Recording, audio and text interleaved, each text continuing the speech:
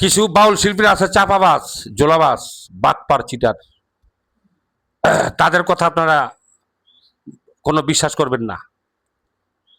ওয়াজের মধ্যে টাকা খায় এটা ভুল ধরে, আর নিজেরা যে 50-60 হাজার 70 হাজার টাকা এই বায়না করে গান গায়, এটা কোনো দোষ নাই। হ্যাঁ, তাই আবুল সরকার বলছে যে ওয়াজ কি বা গান বাজে না, পেট নীতিতে চলেছে, মানুষ মানুষের নীতি ভুলেছে। মানুষের নীতিতে ভুলে গেছে গা, যার যার স্বার্থ বিস্তায়, যার যার পেট বিস্তায়, আরেকজনের না খায় মরে যাক গা, এটা তো তাদের কোনো আসে যায় না। স্টেজের মধ্যে খাড়ায়া কি একেবারে বালা বালা কথা কয়, না জানি কত ফেরেস্তা, কিন্তু ওর মনের ভিতরে অহংকার আর খালি হিংসা।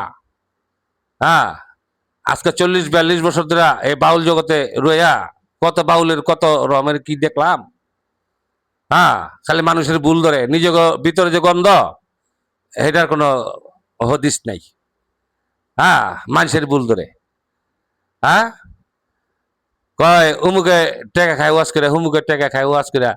তা তোমরা বাউল শিল্পীর টেকা খাও কে? তোমরা দিয়ে 500 টাকাও কম নেও না। হ্যাঁ, স্টেজে নামো না টেকা ছাড়া, তাহলে তোমরা আবার কোন বালা? আপনারা বাউল শিল্পীর কথা কেউ বিশ্বাস করবেন না, ওরা হচ্ছে টাপলা। কথা বুঝছেন? এদেরকে, এদের থেকে দূরে থাকেন, এগোর সামনে ভিড়েন না। এই গান বাজনা করে আল্লাহ রাসূল পাইবেন না।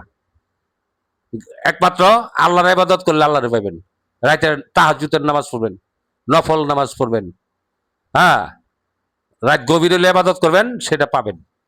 কিন্তু বয়তিক এই যে 500-1000 টাকা বকশিস দেয়, এই টাকা হ্যাঁ না দিয়া একটা ভালো একটা গরিব রে এতিম খানায় দিলে, এতিম টাকা দিলে এটা আপনাকে সোয়াব হইব। আর বয়তিক টাকা দিলে খাইব মদ, খাইব গাঞ্জা, আর বিলাসিতা করব। হ্যাঁ, এদের কথা আপনারা কই বিশ্বাস করবেন না। এই বলে আমার আলোচনা শেষ করলাম। আসসালামু আলাইকুম।